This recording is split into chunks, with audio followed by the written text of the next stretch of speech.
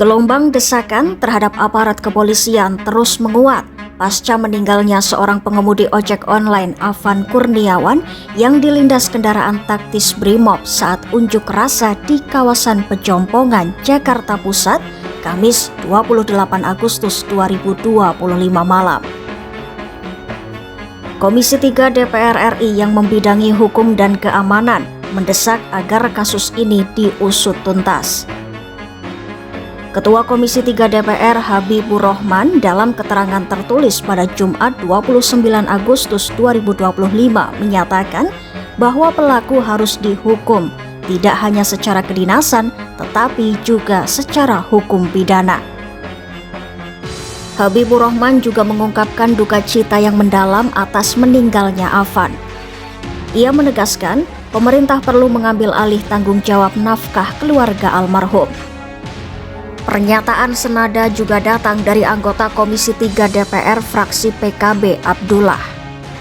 Ia menekankan insiden ini tidak boleh dibiarkan tanpa pertanggungjawaban.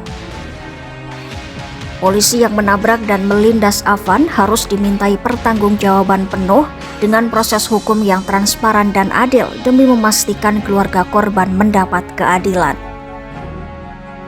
Lebih lanjut, Abdullah mengingatkan kepolisian agar mengutamakan pendekatan humanis dalam mengamankan aksi unjuk rasa. Menurutnya, tindakan represif justru akan memperburuk situasi dan mengikis kepercayaan publik. Ia juga mengimbau masyarakat yang turun ke jalan untuk tetap tertib, tidak anarkis, serta tidak merusak fasilitas umum. Tak hanya dari parlemen, suara duka juga datang dari Partai Keadilan Sejahtera. Sekretaris Jenderal DPP PKS Muhammad Khalid menyebut peristiwa ini sebagai tragedi yang melukai rasa keadilan masyarakat. PKS menegaskan kasus ini tidak boleh berhenti hanya dengan permintaan maaf dari Kapolri Jenderal Listio Sigit Prabowo. Harus ada penegakan hukum yang adil, transparan, dan tegas. PKS juga mendesak Kapolri segera mengusut tuntas, menindak dan menghukum setiap anggota yang terlibat. Lebih jauh, PKS mengingatkan aparat untuk selalu mengedepankan pendekatan persuasif dan dialogis dalam mengawal unjuk rasa.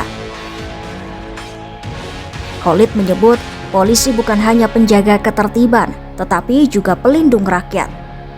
Cara-cara represif yang berlebihan justru berpotensi merusak kepercayaan publik. Sebelumnya, Afan Kurniawan tewas usai dilindas kendaraan taktis Brimob ketika unjuk rasa di Pejompongan memanas. Jenazahnya sempat dibawa ke RSCM Jakarta. Kapolri Jenderal Listio Sigit Prabowo pun langsung datang melayat, menyampaikan bela sungkawa dan berjanji bahwa personel yang terlibat akan dihukum. Kasus tragis ini kini menjadi perhatian serius publik.